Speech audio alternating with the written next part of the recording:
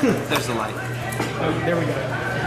So again, so if you can give an advice to some gay guys who are looking for a relationship. Yeah, you know, it's I would love a relationship. It's what I ultimately want, but it doesn't mean, as crass as this will sound, that I don't want my dick sucked every now and then. It doesn't mean that I don't want to get laid.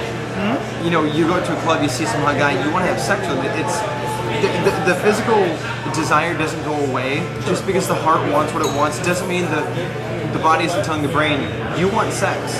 So as much as we do want relationships, sex is also a huge part of the gay culture because there's no woman saying no, you can't have it. It's like it's a buffet as far as I'm concerned.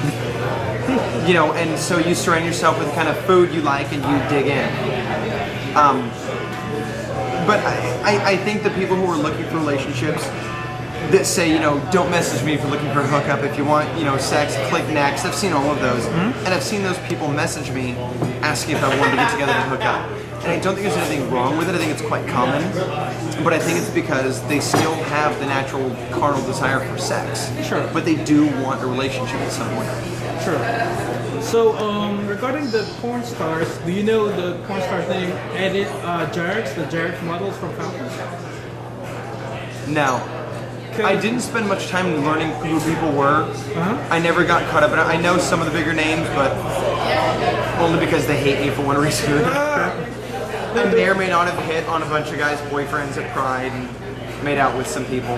No, the reason I ask because they have a very interesting relationship. They would have sex with one another and continue to have relationship like boyfriend and boyfriend.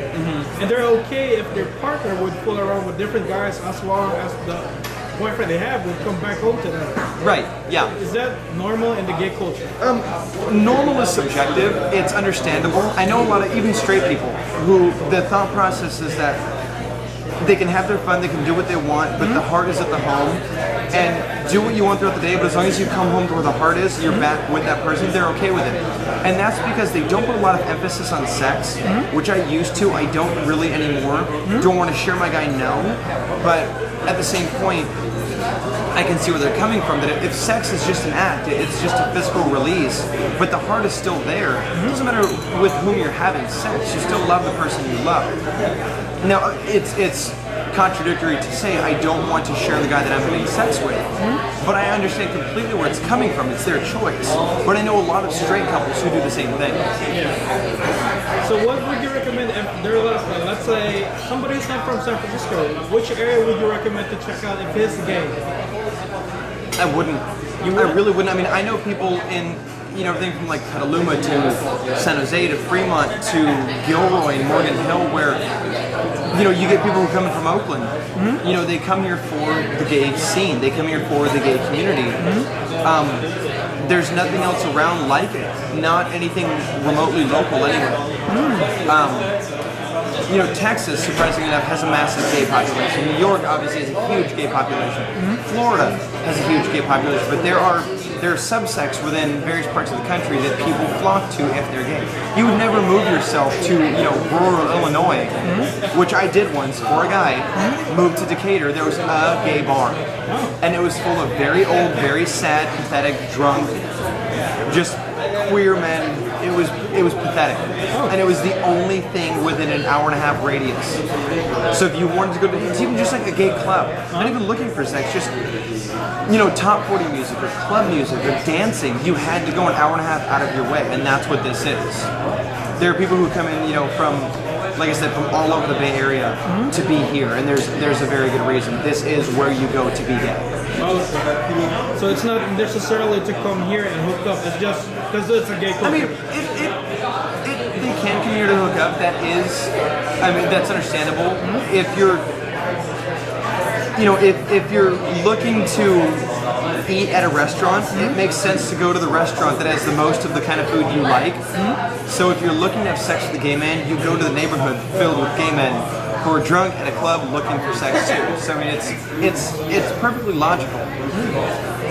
So besides that question, I was thinking like, what was it?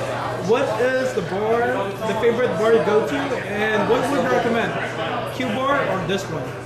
Or Badlands? Okay, this is the thing, is that Badlands, Badlands is a video bar. So it's covered in monitors and screens, and they play music videos of the songs they're playing. So it does limit what they play a bit, but they have a dance floor. They've got 2 different bars. It's big. It's really fun. Most people I know don't like it. I absolutely love it. Like if I go out and I go out on my own, it's to Badlands. I just started going to Q Bar because they have great drink specials. I've met some really, really great guys there. But if I go anywhere, if any of my friends ask if I'm going out, I tell them yes. They know I'm going to Badlands. It's never even a question. Okay. So I prefer that to Q Bar. How about the cafe? What can you tell me about the cafe? When the cafe started doing a boy bar, way back when, I was the first boy bar dancer because I was actually working for Gus at the time. So I've spent a lot of nights wasted there dancing, not getting to enjoy it. I've seen it go through 2 renovations since then. It's just my favorite venue. The drinks suck, they're really expensive. The dance floor is small. And the people that go there are just a different breed of gay. I think that the clubs are very cliquey. You see a different group of people in Toad Hall that you would see in Q Bar, to Badlands, to the cafe, to Trigger, to what's now the BOC, which is the bar on Church, which is where Q Bar used to be. You know, to the Mix, to the Midnight Sun.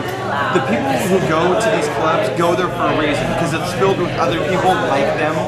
So typically, if somebody goes to a certain bar, they only go to that bar, or maybe one other. Oh, okay. So what can you tell me about the Midnight Sun? I've been once. I went because they were doing a benefit for sheltered animals, and so a portion of all the drinks they did was going to homeless animals and animals in the pound, and animals that would typically be put to sleep one night. And I'm a big dog lover, so I went. It's nice in the sense that the people are really, really friendly. They're really, really open, but I've been once and I've never gone back.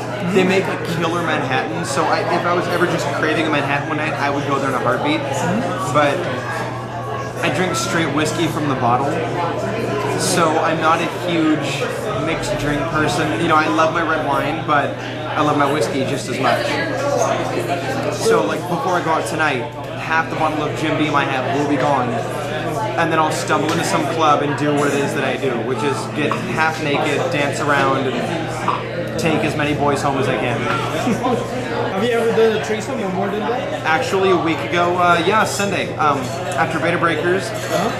Long story short, I had an accident at Beta Breakers, and I was semi-sober. I just got there, just started drinking. Some guys that I guess were really drunk were wrestling around. And I was looking behind me, and when I turned around, one of them headbutted me in the face, so they split open my forehead. So the 5.5 hours after that, I have no memory whatsoever. I had complete amnesia from it. So I went to the doctors, went to the hospitals, had my CAT scan, everything's fine, but no memory of it. But I went home that night, and I knew that when I woke up the next day, I was going to have a headache. And I didn't want to deal with it, I didn't want to have any part of it. So I mainlined as much whiskey as I could. I just drank from the bottle just as much as I could physically stand.